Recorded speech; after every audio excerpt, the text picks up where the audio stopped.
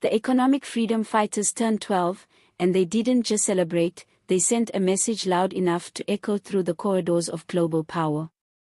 With thousands of passionate supporters draped in red, Julius Malema stood before the nation and declared, "Our message is feared in Washington and London." It was bold, defiant, and unmistakably EFF.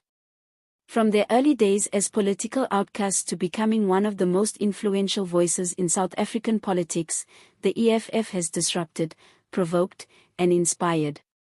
This birthday bash wasn't just a milestone, it was a political statement. Malema made it clear, the struggle has moved beyond local borders.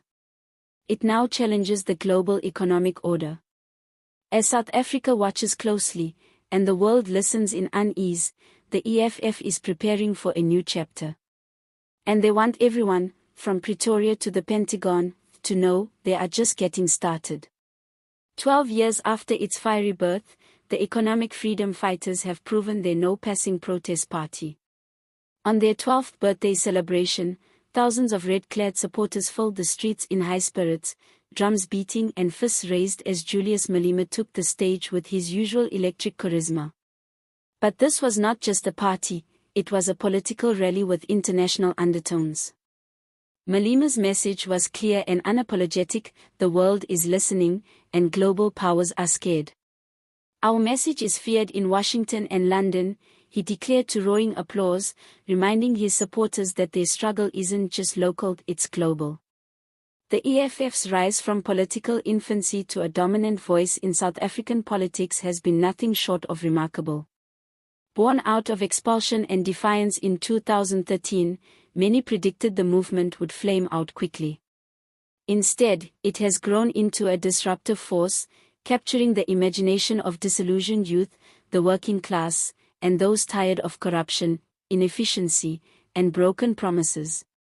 The 12th birthday celebration was not just a look back, it was a warning shot fired toward the establishment at home and abroad. Malema's remarks struck deep chords. He argued that Western powers are uncomfortable with a black-led movement that demands not just equality, but radical economic redress. According to him, the calls for land expropriation without compensation and nationalization of key sectors terrify global capital.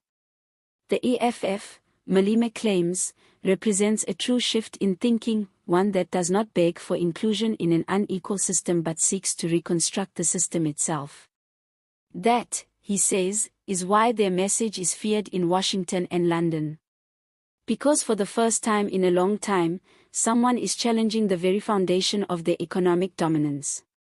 The party's followers, many of whom came from across the country, were fired up by this message. For them, the EFF is not just about elections, it's a way of life, a fight for dignity, and a symbol of a better future. The red beret has become a statement of identity, resistance, and hope. And while the mainstream press often focuses on the party's confrontational style, what continues to drive support is its ability to speak to people's real struggles: landlessness, joblessness, poverty, and exclusion. But Malema didn't stop with the global critique. He turned his sights inward as well. South Africa's ruling elite, he said, has failed the people. Corruption continues to thrive, public services are in tatters, and inequality remains a persistent curse. He spoke of load shedding, crumbling infrastructure, and a government more concerned with internal power plays than actual governance. In his speech, he painted a picture of a nation betrayed by those who were meant to liberate it, and positioned the EFF as the true inheritor of that liberation legacy.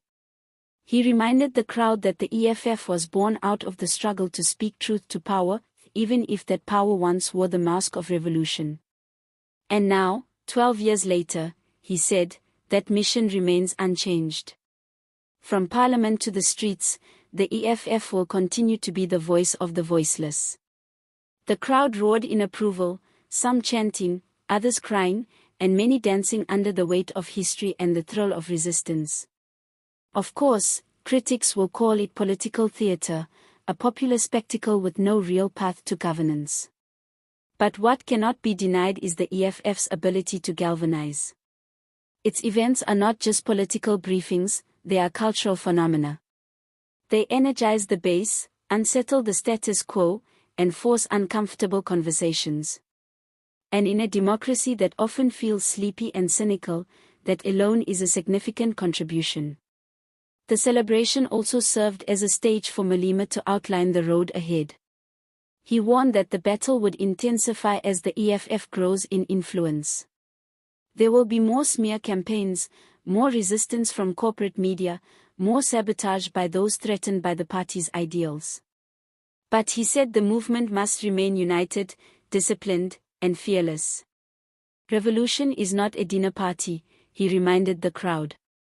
It is messy, it is painful, and it is necessary. For the party's critics, the event will be spun as Malema being Malema, dramatic, divisive, and dangerous. But for supporters, it was a powerful reminder of why they joined the red wave in the first place. They see in the EFF a party that does not flinch, does not compromise, and does not apologize for demanding justice. They see leaders who are not afraid to be controversial if it means pushing forward a conversation others are too timid to have. And perhaps most importantly, they see themselves. This birthday was not just an anniversary. It was a manifesto.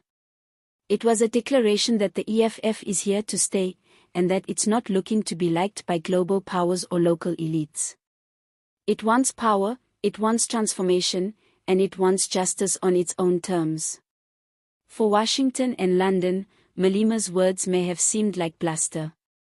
But they'd be mistaken to ignore the undertone.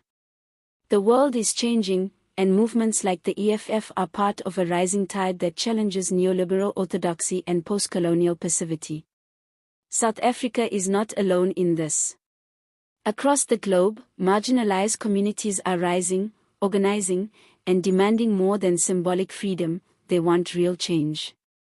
And if the energy, defiance, and sheer presence of the EFF's 12th birthday is anything to go by, they're just getting started. Whether you agree with their methods or not, one thing is clear, the EFF is reshaping South Africa's political conversation, and they're doing it unapologetically. Their 12th birthday was more than a celebration, it was a rallying cry, a roadmap, and a warning to power structures everywhere. Malema's words were not for applause alone, they were a signal that the party's eyes are set firmly on the future. So, if you care about where South Africa is headed, you'll want to stay locked in. Subscribe to SA Unfiltered for fearless, independent coverage that breaks through the noise. From rallies to parliament, from township to TikTok, we bring you the political pulse as it happens, raw, real, and unfiltered. Don't just watch history, understand it.